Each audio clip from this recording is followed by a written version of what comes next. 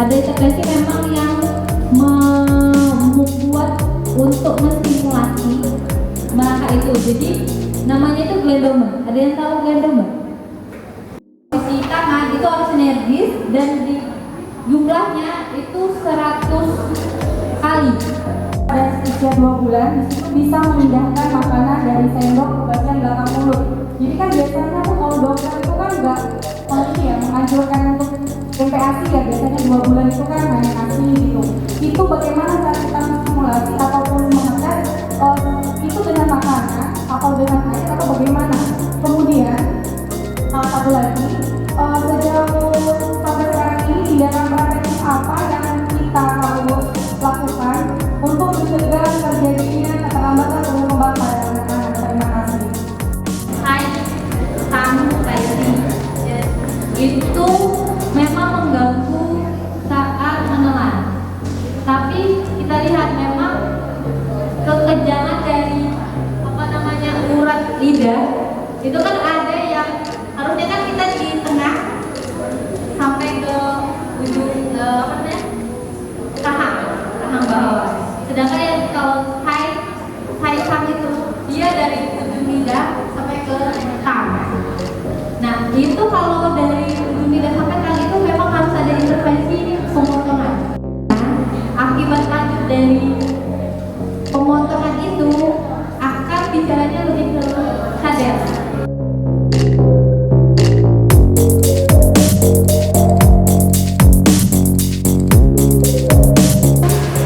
Yang tahapan tumbuh kembang anak dari dia proses lahir dari umur 1 bulan sampai ke 12 tahun atau ke 3 tahun, ke 5 tahun itu harus tumbuh kembangnya harus berjalan dengan tahapan tersebut. Jadi dari umur 1 bulan sampai 3 bulan itu harus mengangkat kepala, proses-proses itu yang harus lebih dioptimalkan.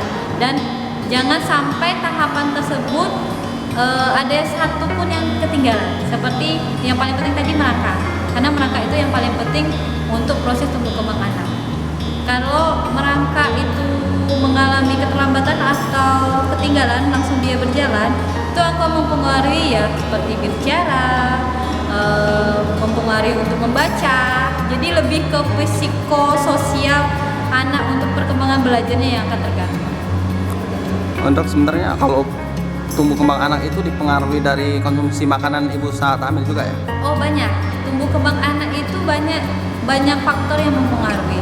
Dari nutrisi ibu saat hamil, terus dari perkembangan ibu saat hamil, konsumsi nutrisi dan proses kelahiran yang paling penting. Nutrisi itu memang paling penting, cuman dari proses kelahiran itu yang juga penting.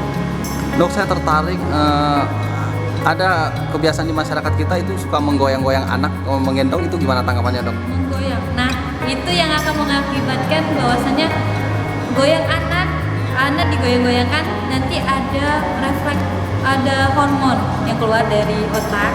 Itu akan dari otak ada menstimulasi hormon endorfin. Nah, endorfin itu keluar dari otak dan membuat anak itu merasa nyaman. Nah, makanya anak kalau digendong, digoyang-goyangkan itu dia lebih nyaman daripada dia diterlentangkan, karena di saat digendong-gendong itu ada hormon endorfin itu yang keluar. Padahal usia anak di atas 3 bulan itu anak harus dibebaskan, jangan digendong, karena kalau digendong dan dengan digoyang-goyangkan itu akan mempengaruhi tumbuh kembangnya.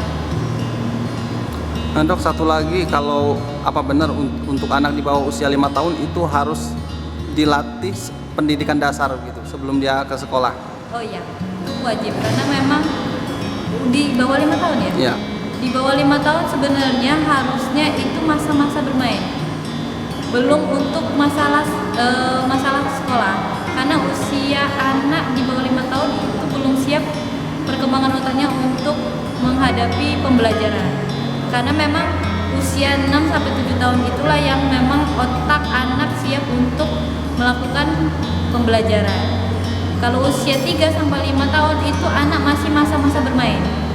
Jadi usia 3 sampai 5 tahun, makanya sekarang kan ada playground. Jadi anak usia segitu jangan dipaksakan untuk belajar yang terlalu keras. Oke, sebenarnya acara pada hari ini itu berlatar belakang penyelenggaranya untuk meminimalisir orang-orang yang minimal dalam pengetahuannya dalam tumbuh kembang anak. Nah, tumbuh kembang anak itu kan dipengaruhi dengan beberapa faktor, misalnya berat badan lahir yang rendah, prematur, ataupun status gizi. Nah, banyak orang-orang tua awam itu yang nggak tahu dengan tumbuh kembang anak mereka. Katakanlah di usia 4 bulan itu kan harus tegak kepala, sedangkan nanti di usia 7 bulan belum bisa tegak kepala. Nah, itu yang membuat saya prihatin dan harusnya itu harus digalakkan untuk diadakan acara dan pengetahuan seperti ini.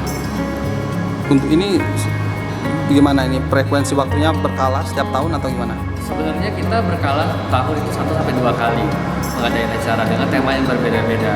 Namun melihat prevalensi ataupun kebutuhan angka tumbuh kembang anak yang makin meningkat saat ini dan pengetahuan yang kurang, nah itulah yang menjadi dasar saya mengadakan acara ini. Berarti kedepannya akan berkelanjutan? Ya, berkelanjutan dengan melihat target-target daerah mana yang memang tingkat pengetahuannya belum tercapai. Berarti apa menyasar pasien dari daerah? Ya tentu, kebetulan pada hari ini fisioterapis yang bergabung itu tidak hanya dari Kota Palembang dan juga tergabung dalam seluruh fisioterapis yang ada di Sumatera Selatan. Bahkan pada hari ini itu dari Jambi, Bengkulu dan juga Belitung juga berkesempatan untuk join pada hari ini.